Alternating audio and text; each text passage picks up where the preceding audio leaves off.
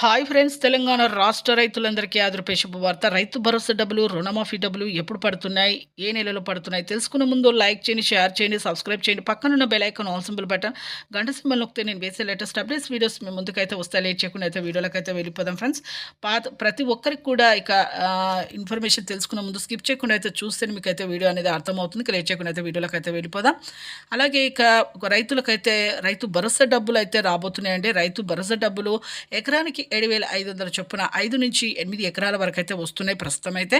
మరి 5 ఎకరాల వరకు అయితే రావాలంటే మీరు ఎంపీసీ లింక్ ఈకేవైసీ అయితే చేసుకోవాలి. అలాగైతే డబ్బులు అయితే పడతాయి. ఎంపీసీ లింక్ అంటే ఏం లేదు, phone number, Aadhaar card link చేసుకొని 17,000 కోట్ల రూపాయలు భరోసాకు అయితే వెచ్చించడం జరిగింది. ప్రతి ఒక్కరికి కూడా మొదటి లిస్టులో పడని వాళ్ళకు కూడా రెండో లిస్టులో అయితే పడతాయి.